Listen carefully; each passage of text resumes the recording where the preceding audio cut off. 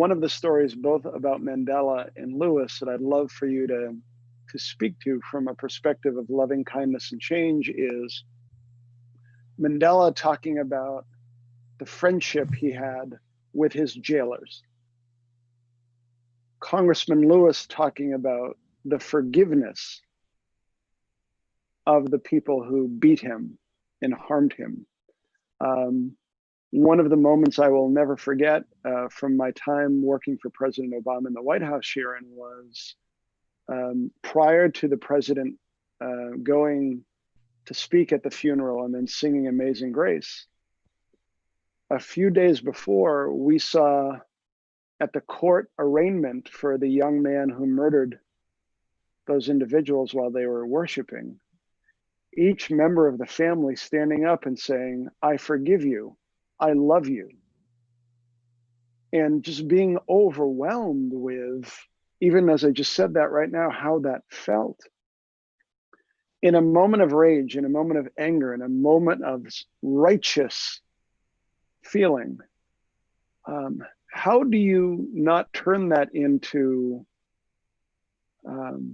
hatred towards, or characterizations of, or assumptions about motives and intent that may or may not be there, but how do you navigate that, Sharon?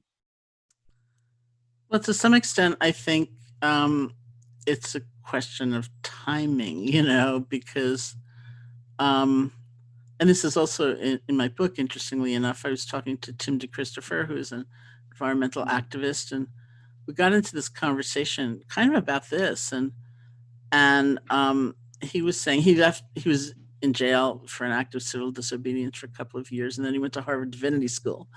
And so he was talking about his vision of a compassion corps.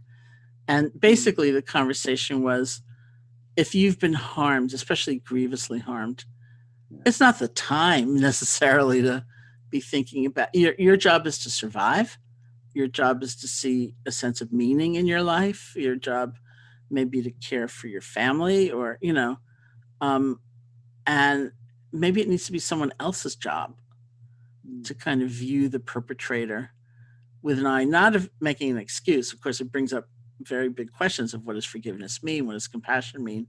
It's never making an excuse or saying something didn't matter, but really having a sense of, is there redemption? Is there something that is possible for this person? And so I thought that was very interesting. Like, maybe it's not your job, right now. Your job in some ways has always got to be some loving kindness for yourself, because it's out of that, if you are not only bearing the pain of what happened, but if you are just like constantly obsessed with the wrongdoing of somebody else, so that your whole life energy is now given over to it, you are suffering mightily, and I had the thought when I was writing the book, I want to quote Gandhi, who said something like, and I'll extrapolate the way I hear the quote, something like, if you're lost in anger, so that means not just feeling anger, but if you're overwhelmed and chronically overwhelmed by it, so if you're lost in anger, it's like drinking poison, thinking it's going to kill the other guy. So because I wanted to use it in the book, I had to source it, so I kept looking it up, and I didn't see it attributed to Gandhi ever. I saw it attributed to the Buddha and Oprah Winfrey and the Big Book of AA and, Carrie Fisher. And like, I have no idea who said it, but that's the truth, of course.